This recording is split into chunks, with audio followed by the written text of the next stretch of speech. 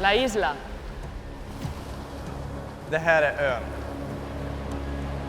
Insel. The island. Det är stenarna. It's the ruts. It's the heat. Ah, cette chaleur incessante. Den här ön måste bara vinna en gång. Oh no way, huge roll! Tienes que ganar cada vez. Contact Gutierrez in the rocks! To conquer the island. The island. The island. The island. The island.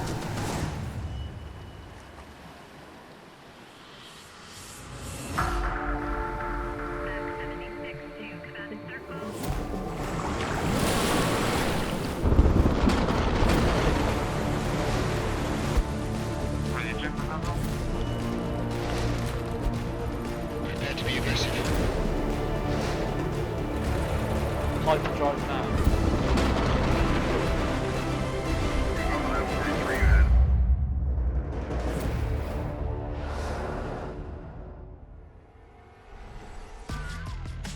We're here in Sardinia, Italy, where you can find some action-packed racing, and me and Amanda are gonna bring it.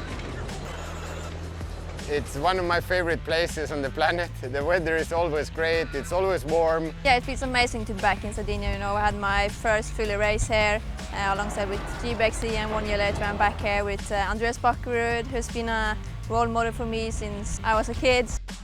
This track is probably one of the most brutal tracks that we have on the calendar. When you look at the layout of it, it's got everything really. It's got quite a bumpy terrain. We're in a military training ground, so it's very harsh surface here. We're getting sort of 30, mid-30 ambient temperatures, but the track itself is getting around to 47 degrees, so certainly a lot of heat. This is classic Extreme E grounds by now. It's the third time we come back. We did a double header last year, so we know this place very well, although they have changed the layout a little bit. So we're going to do double laps this time, and the end section actually looks brilliant, and they put in a very nice jump on the finish line. Last year was actually my first event. You know, I was lucky enough to have done the Continental testing for all the different tires, and you know, no better track to do it than here because there's so many different elements that you can put the tires through. There's many options to have a crash or many different options to go through the track. It definitely provides a lot of good racing. We have the split at the start. Even coming out of the switch zone, there's two different places you can go. It's a great location, not only for the racing, for the championship, also for the messages we send out, the different legacy programs that we've been able to develop here. With the temperature that we're facing here and also the changes between rocky and hard kind of sandy terrain, we're really going to need the car and also the tyres to be performing to their maximum in this heat. The track here in Sardinia is really fun. It's a real driver's track. It's very high speed. There's a lot of elements. It's one you really have to lean on the cars to be able to get a good lap out of.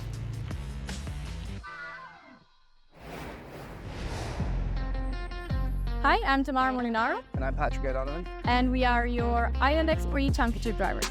This is the Continental track guide, Sardinia, round 5 and 6. located in the heart of the Mediterranean.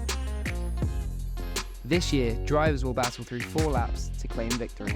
Here are the key parts of the track to look out for. The start line. Drivers have 5 lines to choose from to secure the whole shot. Unlike previous years, waypoint 1 has now been widened so that drivers can merge together. Waypoints 2 and 3, this fast and bumpy section will really test the driver's strengths. Jagged rocks and drops will pull the car in all directions, so the drivers will need to be in full focus. Waypoints 3 to 9, the Continental Traction Challenge. Here, drivers will have a chance to gain 5 extra championship points for the fastest time. Following a section of sandy terrains and turns, you'll enter the new part of the track on waypoint 9. You'll enter a sharp 90 left followed by a 90 right and another 90 left. Drivers will fight these corners to have the best position to pull out or overtake. This is the switch zone, and drivers need to give the steering wheel to their teammate in 45 seconds. So this is the jump, one of the best features of this track. We actually have a slight left corner over the crest, so you have to be a bit careful on where you position the car for jumping. But yeah, it's going to be interesting.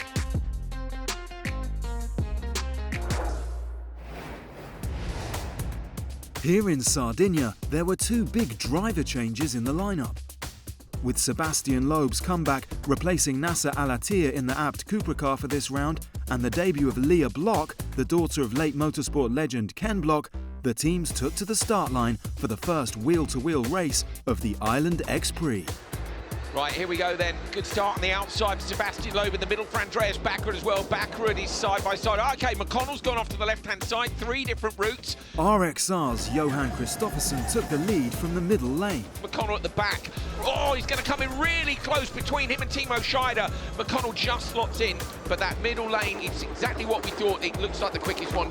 The cars were all out to play in this fast, rocky and dusty terrain.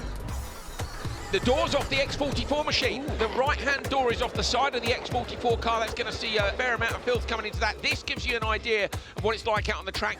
And while Kristoffersen and Loeb were having a clear run at the front, the battle at the back of the pack continued to be eventful after the female drivers took over.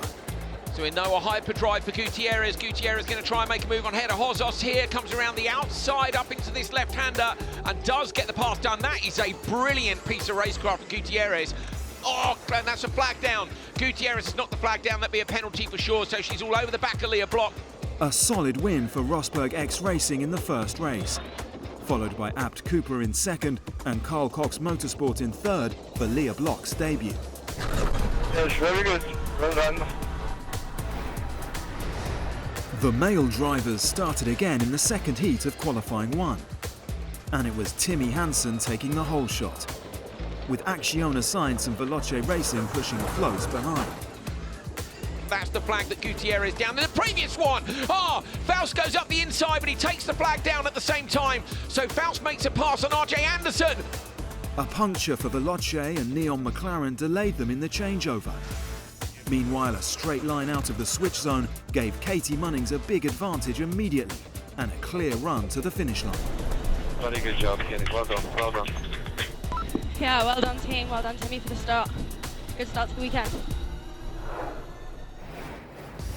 Time for qualifying 2, where the teams would try to grab highest points, but only a fortunate 5 would pass into the grand final.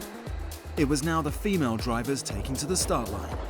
Oh, and Sands moves across on a train of 4 cars, just gets the whole shot. RXR slotting into P2. Leah Block's ended up going off the side of the road. Has she taken a different route? Block's gone hard over to the right-hand side. X44's Cristina Gutierrez passed Veloce just before entering the switch zone. But Kevin Hansen would quickly take the position back to improve his chances for a position in the final. Good job, mate. Good job. Focus on one. With Acciona Sainz taking the win and RXR in second, they would secure their spot into the grand final, while the other teams would have to wait for the action of the last race of qualifying. Everybody uses Innova Hyperdrive immediately. They're using it right off the line, which is really unusual. It's Amanda Sorensen alongside Clara Anderson. Sorensen gets just in front. Here comes Katie Munnings. Oh, contact with the back of the Abt Cupra machine. That's Clara Anderson. She's clipped there. A slow changeover for Abt Cupra made them lose a position. But it was Amanda Sorensen flying through the course at the front.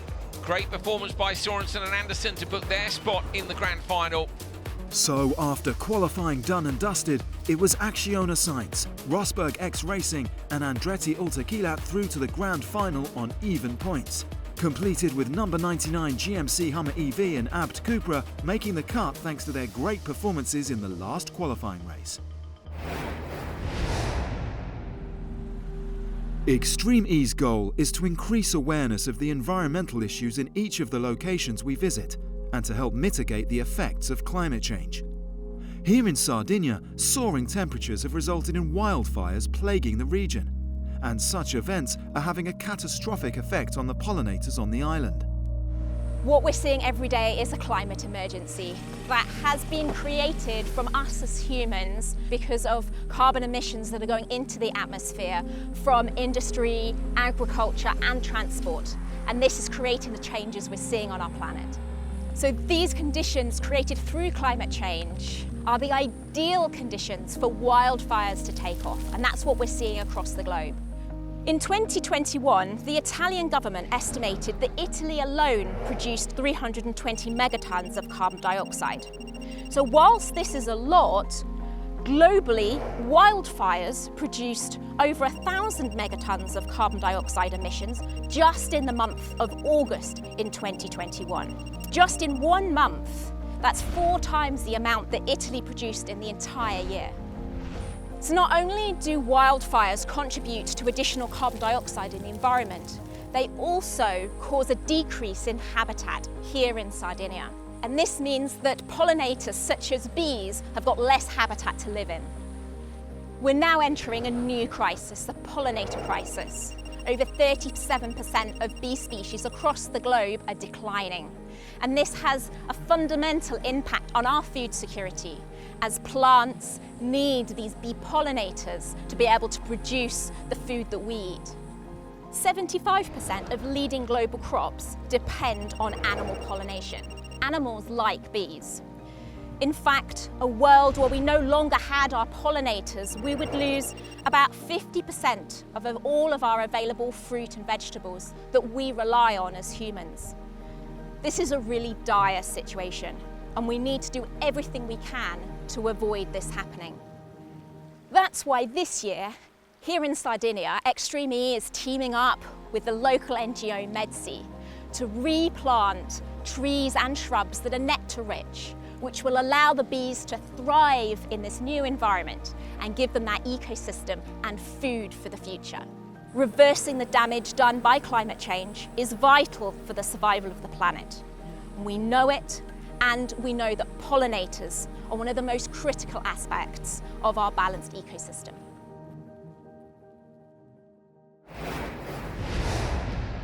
At the start of the season, the 20-year-old Formula D driver Amanda Sorensen joined the All-American Extreme E Chip Ganassi racing family, bringing a wealth of experience in multiple motorsports and a competitive passion to take the top step of the podium. My name is Amanda Sorensen. I drive the number 99 GMC Hummer EV for Chip Ganassi Racing. From a young age, I've always attended the racetrack, whether it be a spectator or a driver. My dad is a veteran of off-road for like 20 years plus, and right around the age of 5 or 6, my brother, who is 18 months younger than I am, he's like my best friend. Him and I both got behind the wheel of go-karts, and it was game over from there. My brother and I are so neck to neck in driving that he drives with no mercy. Having someone to drive against has created me to be such a competitive driver, and I think that that's kind of what's excelled my racing program. I love the thrill of driving. My family is my #1 supporter, I'd say. Whether it be my brother, my dad, or my mom, everyone plays their role. I also have a younger brother that's 11, and he just loves to sit there and he kind of gets the fire going under you before you go out and says you're slow or whatever, you know? It's just the support behind what I've chosen to do as a career from my family is unreal. When I was about 11 or 12, we had stepped into the Lucas Oil Short Course Series. So these are like small little trophy trucks that were racing side by side 4 wide into a turnover jumps like crazy. And I would have to say like the root of my driving probably had started there with the dirt stuff. So from the mod kart stuff, I jumped into the UTVs a little bit, which is how I know my partner RJ. In 2016, my rookie year, I won the championship. I was like this 14-year-old little girl racing against these older guys, and it was just like a stepping stone from there.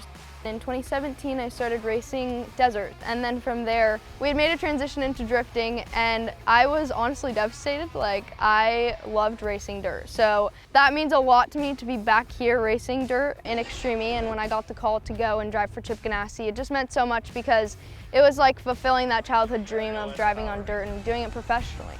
This is Amanda Sorensen's debut in the series, and she takes the win. Nice work. First time in the race car, you're a round winner. The opportunities that Extreme E has brought for females is phenomenal because my contract is the same as RJ's contract. The equality here is like all drivers have their moment to shine. There's no other series where I can race against legends like Sebastian Loeb here in Sardinia or Tanner Faust. Racing for Chip Ganassi and Extreme E means a lot because we're here to represent USA, right? And not only that, my daily driver is a GMC Hummer EV. Like, I love it. So just to be able to bring that to the racetrack and bring it here globally means a lot. Partnering with RJ, him and I have this super fun bond. He's like older brother, so he's always looking out after me, but also he's such a good driver coach. We make a good team together. Where he struggles, I kind of pick up. Where I struggle, he picks up. And so I think together we make a good driver duo for the GMC Hummer EV. We have what it takes to win the championship, and there's nothing that should be stopping us from getting on the box.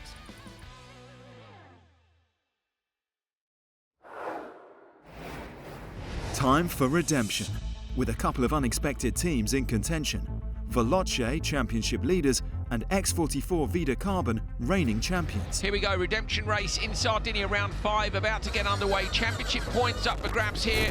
Oh, contact straight off the start, backward tried to come in, spins around the JBXE machine facing the wrong way, down the outside lane now, X44. Fraser McConnell risking it here over the bumps, trying to stay in contention for the merge.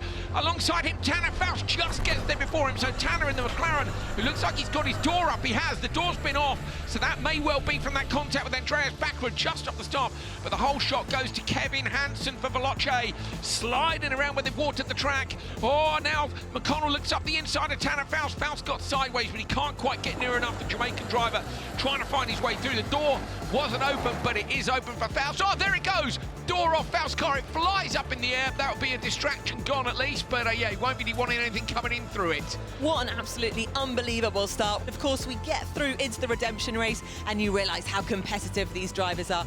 Out front, Kevin Hansen leading. Just behind 2.5. McConnell really closing down on the McLaren, finding a way through is not going to be so easy, and as I say that, he pitches up the inside. Little nudge into Faust. The rear clamshell bodywork hanging off the McLaren, that's gone too. But despite the neon McLaren machine looking worse for wear, Faust did not give up and took the position back before handing over to his teammate in the switch zone. Oh, Fraser McConnell all locked up, and he misses the entry point. So Tanner Faust gets in. McConnell now trying to slot back across, so he's missed the gap. Car's fine, doors off, you can push hard, Emma. You can tell her that. The incredible close battle continued with more flying parts around the course, except for JBXE, who had to retire. But no one could catch Veloce's Molly Taylor. Molly Taylor going to take the redemption race for Veloce in the background. Leah Block is so close in behind Gilmore, can't quite get through, so Gilmore and Faust come P2. Leah Block and Timo Scheider get third in the redemption race for Carl Cox Motorsport. Gutierrez and McConnell will be disappointed with today, I think. They'll want a big reset for tomorrow. We had a redemption. I mean, we have been fastest on track today, yesterday also. So it's been a bit frustrating. I mean, happy to get this redemption win. You need to collect the points even on your tough days. And so we're trying to regroup and hopefully have some luck in the draw, and hopefully tomorrow is our day. One of the most exciting teams in the paddock combines an elder statesman of motorsport with hotshot racing youth. And that's not just behind the wheel of the car. The electric partnership of Abt Cupra has been central to Extreme E since day one, and there's no signs of stopping them anytime soon. For us, motorsport is very important and was always important. It's part of our DNA, and since over 70 years we are doing now motorsport, and two and a half years now in Extreme E. We started to build electric cars for the German Post, so we had already some experience in electromobility, and it was clear also for us to go together with Cupra in Extreme E. Electrification at Cupra is important because it is the future. Racing is in Cupra's DNA. The fact that Extreme E was proposing going to extreme locations, extreme temperatures, extreme terrains, that was really appealing and posing us a big challenge. If you see the racing in Extreme E, you also need some luck. No contacts, you need a good start, you need a good first corner. In general, we have a competitive package with the team, with both drivers, so normally we can also fight for podiums and for victories. For me, just having that support from the team, you know, they always treated me as a good driver. They treat me and Nasser the same. We're out there doing the work, and without both of us performing, we won't win. Clara is a star already, and Nasser is a legend in motorsports. I think it's a big part, the team behind the driver, you know. Always we are trying to do something different from the other team and to be always the best in the track. The relation is really very strong, and everything is simple inside the team. So the pair was a dream come true to start the season. In Sardinia, unfortunately, Nasser will not be with us, and instead we'll have Suplep, so I can wait.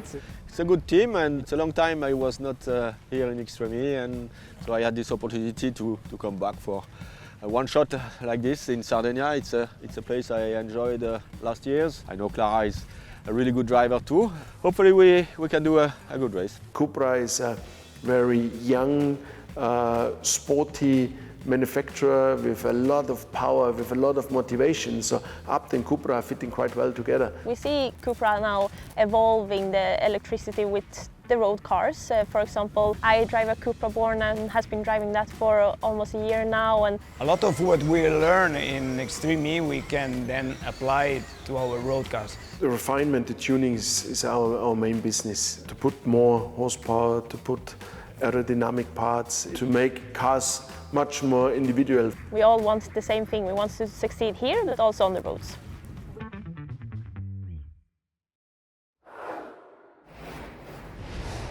The tension was building ahead of the grand final, with all the male drivers at the wheel. 25 points up for grabs, and it was carnage right from the start. Watch for the start lights change to green, and that'll get us underway for round 5 of Extreme E. Brilliant reaction time for Timmy Hansen out on the far left-hand side of the grid. This is going to be a big old funnel. Christopherson into the side of the Abt Cupra. 4 cars wide, 5 cars cannot go through there, surely. The RXR's going fully off-road, straight through the bushes on the outside of the track. It's the Hummer EV Chip Ganassi racing machine of RJ Anderson that leads from Timmy Hansen, Sebastian Loeb for the Abt Cupra, and Matthias Ekstrom in P4. And RXR's Christopherson is in the bushes before the first waypoint. Absolutely phenomenal start there. I never in a million years thought we'd see that. That is a single track lane, but we saw 3 car wide there. They're running in the background. He's got it out, Nicky. Excellent, that's what we like to see. Oh, Axiona Science, so Matthias Ekstrom up the inside of Sebastian Loeb. Puncture for Abt Cupra, that's why the rear left tyre is off the rim for Sebastian Loeb, so they're going to have to change that at the switch zone, and that's going to lose him a fair bit of time, so we can expect Christopherson to hunt him down really quickly. Here comes. I mean, I can't believe he's managing to hold on at that pace with a puncture, but he is Sebastian Loeb, 9-time World Rally Champion, so shouldn't have expected any less. Brutal conditions on track, with the rocks and dust playing its part.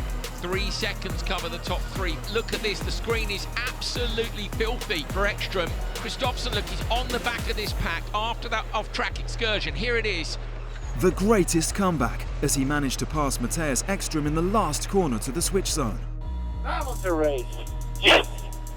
Good one. Radio check, Michaela. We are 1.3 to Andretti.